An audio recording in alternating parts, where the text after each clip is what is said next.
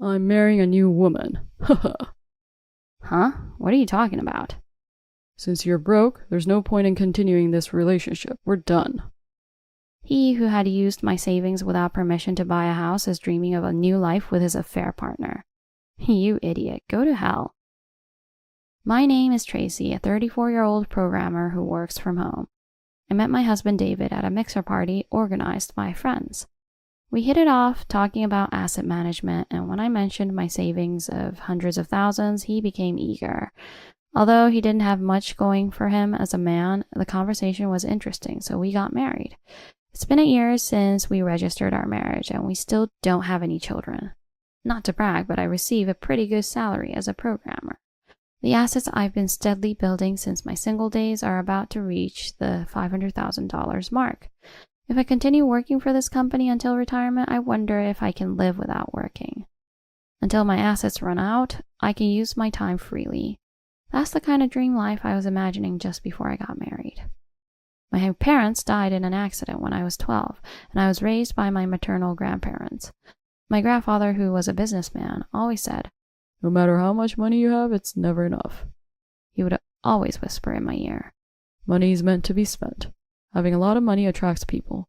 Money troubles can really take a toll on your heart. He used to say, money goes around the world a lot. Anyway, money is never a problem, and if you spend it wisely, it will come back to you. Maybe because I was raised by my grandfather like that, I naturally found saving money enjoyable. From my first day of work, I invested a portion of my salary in investment trusts and built up the assets I mentioned earlier. My husband has been devoted to me since we started dating. He was always a real gentleman. It was like he always put ladies first, which was pretty funny. He would pull out my chair at restaurants. He would open the door to the passenger seat and wait for me when we got in the car. But when it actually happened, I felt loved, or rather, I felt his affection, that was for sure. It was very fresh, and I was proud of my husband. However, my husband changed drastically as soon as we got married. One morning after staying up late until dawn, I rubbed my sleepy eyes and left the bedroom. Good morning. I called out to my husband sitting on the living room sofa, but he was completely absorbed in his smartphone and didn't even glance at me. I took a quick shower and sat in front of my computer as usual. The sound of typing echoed in the quiet room. I focused on my work in the quiet space. My husband patted my shoulder. What is it? Give me some money. My husband always asks for money like this. Come on, enough already. I handed him the money and he quickly left the house. When I cut off the money, his attitude became indifferent. The number of times we saw each other decreased and he became colder and colder. I was getting sick of how he was treating me these days. One night when I returned home from being out, my husband was lounging on the sofa. The TV was on, but his eyes were glued to his smartphone. Should I turn off the TV? Huh? I'm watching it, so don't touch it. My husband's roughness caught me off guard as he snatched the remote control from my hand, but I quickly brushed it off. My husband, who is just an ordinary office worker, had been given a transfer recently. Could that be why he's in a bad mood? That's all I thought. Since that day, my husband's attitude has been like this all the time. He gets angry easily at anything I say, and he stopped eating dinner at home. One day I called him. Hey, aren't you coming home yet? I'm making dinner. No, I don't need to. Huh? If you'd told me sooner, I wouldn't have cooked. If you're gonna complain, you don't have to cook. Why is it like this? Is it because of work? What else could it be? There was no getting through to him. I thought it would be troublesome to argue back, so I managed to hold back somehow. And finally, the days he didn't come home increased. There was no prior notice, and when I called, all I got was, I have an unexpected business function tonight and won't be able to catch the last train. Looks like I'll be booking a hotel room. This was the kind of response I always got. Does the business function usually happen so frequently and unexpectedly? I was unsure, but perhaps it does occur without my awareness. When I began to feel suspicious of my husband's actions, I came across his tablet that was left charging while I was cleaning. He always carries it with him, I thought, but then a message popped up, brightening the screen. Where should we go today? The place we went last time was good, right? There were messages with numerous heart emojis. This was definitely from his mistress. I knew something was off, but when confronted with such blatant evidence of infidelity, a woman's pride starts to ache. Digging deeper, the conversations and photos with the other woman were overflowing. Ugh, being played for a fool to such a degree? For a moment, nausea overcame me, but I gritted my teeth and took a deep breath through my shoulders. Their interactions were all very superficial and unimportant. What foolish discussions. This is like something middle schoolers would do when they're just discovering puppy love. All I felt after finishing reading those vulgar messages was anger. Despair and anger turned into flames of revenge, and the burning heart gave me courage. If he has a mistress, I'll definitely claim compensation and divorce him. I was preparing for various things with that determination. It was then, contrary to my expectations, that my husband suddenly said, "Let's get divorced." Huh? "I'm marrying a new woman. Haha." Huh? "I bought a newly built house too, so it's goodbye to you here." Without a hint of remorse, my husband declared it cheerfully. Huh? A newly built house? "I actually bought a house." Huh? Where did you get that kind of money from? "Well, from various sources." My husband had a smug smile on his face. "I've left the divorce papers on the table, so fill out your part and submit it." Huh? Just like that? "We probably won't see each other anymore, but take care." With the packed belongings prepared in advance, my husband left promptly. It didn't take even 10 minutes for his presence to disappear. In the blink of an eye, I was left dumbfounded and speechless. Before we got married, I was already aware of his careless approach to both money and women. I had prepared myself for this someday. I have plenty of savings, and I earn more than my husband, so even if I end up single, I won't be in trouble. However, my husband's words about buying a newly built house bothered me. Where on earth did he manage to scrape up that much money? I couldn't believe my husband, who always begs me for pocket money, had the capability to buy a house, so I checked the whereabouts of my own bank passbook. It's not here, I can't find it. No matter how much I searched, I couldn't find my passbook. My passbook with $500,000 that I had been saving since I was single. Could it be? When I checked the balance on the banking app on my phone, no way. The balance was $1.16. It had been withdrawn in 3 installments.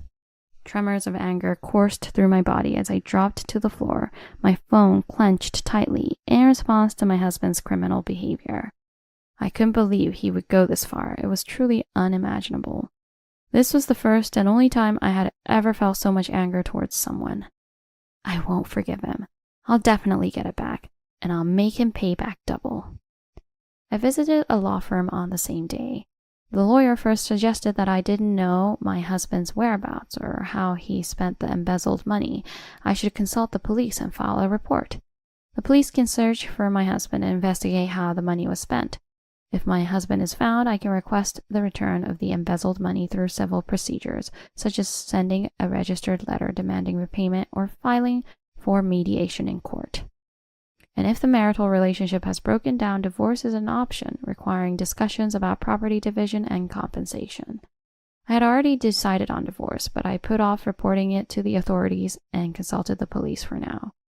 According to the police officer in charge, embezzling a spouse's savings is generally considered embezzlement or misappropriation. Embezzlement is a crime punishable by law, and if certain conditions are met, criminal penalties may be imposed. Specifically, if a husband embezzles his wife's savings without permission, it constitutes a violation of the wife's property rights and is legally problematic. Also, the husband needs to be proven guilty of planning to embezzle to get charged, and if he took a lot of money, he could face some serious consequences. After hearing detailed explanations from the lawyer and the police officer about this, I understood. To sum it up, my husband's acts of embezzlement and infidelity are serious breaches of trust, potentially providing sufficient grounds for divorce, and claims for damages and compensation are justified. Moreover, those acts are undoubtedly criminal, and if I file a report, the police will investigate. And then, within less than a week, the police helped me locate my husband's whereabouts. Following the guidance of my lawyer, I decided to send my husband a written claim for damages and compensation for mental anguish for the time being. So about a month later, I received a call from him on my cell phone. Hey, what's going on? What are you talking about? Of course, the caller was my husband. I got a bill from a law firm. Oh, that. I thought it was about time. Are you serious about this? Yes, of course. What I had sent to my husband through the lawyer was a bill demanding $600,000 for the repayment of my savings and compensation as a condition for divorce. I had also hinted at criminal prosecution if he didn't comply.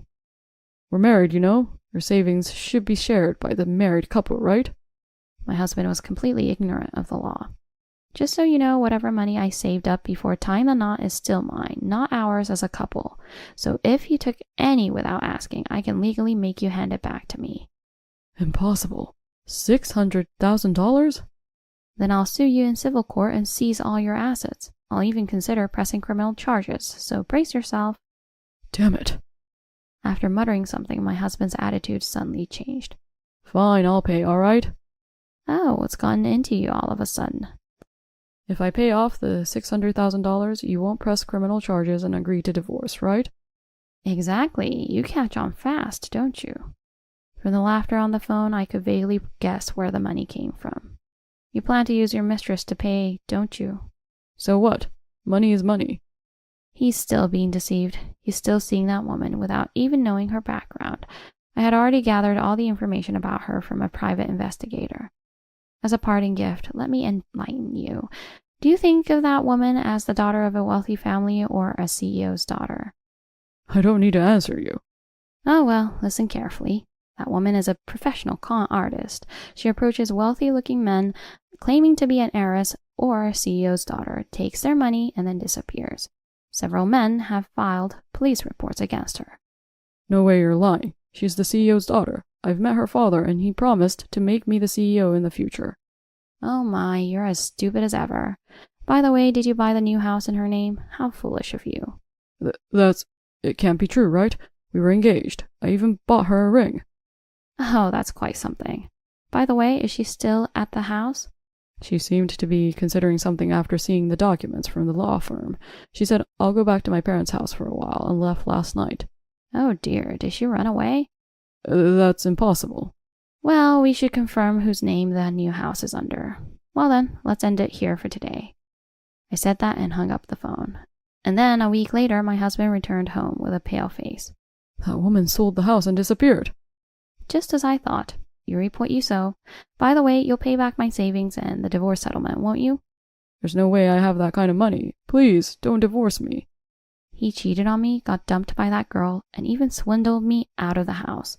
What a despicable human being. I never imagined he would be this foolish. It's too late to play the victim now. I won't give you a single penny, and divorce is definite. Just talking to him gave me a headache. Wait, I was deceived. I'm the victim, right? For some reason, my husband is trying to play the victim at this point. Please, come on, I still need you. I'll dedicate my life to you this time, I promise. He clung to my legs, begging for reconciliation while sobbing. What a disgraceful sight.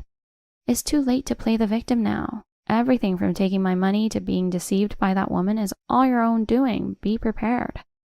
I forcefully pulled away from my husband, uttered those words, and he left dejectedly. Of course, the divorce was finalized. I promptly filed a criminal complaint against my ex-husband and his mistress, and also filed a civil lawsuit for the return of my money. After a while, both of them were arrested. My ex-husband ended up drinking his troubles away at some shabby bar. The woman who deceived my ex-husband was carrying cash from selling the house with her, but when she was caught, she only had about $10,000 left. In response to the investigation, my ex-husband confessed, I married for my wife's savings. I never thought I would be deceived in the same way. He's still playing the victim. Well, that's the kind of man he is. He totally deserved what he got. That woman apparently targeted my ex-husband as her 12th victim, explaining his pathetic state by saying, it was easy to trick him. The total amount she swindled from her previous 11 victims seems to be around $4 million, and she too wasted all on her extravagant host club visits. Basically, if you can't see past your own wants and needs, you're gonna get some bad karma coming your way in the end. Serves them right.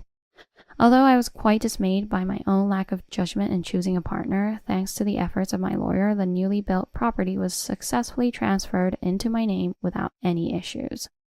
I had no intention of living in that house, so I rented an apartment and started a new single life.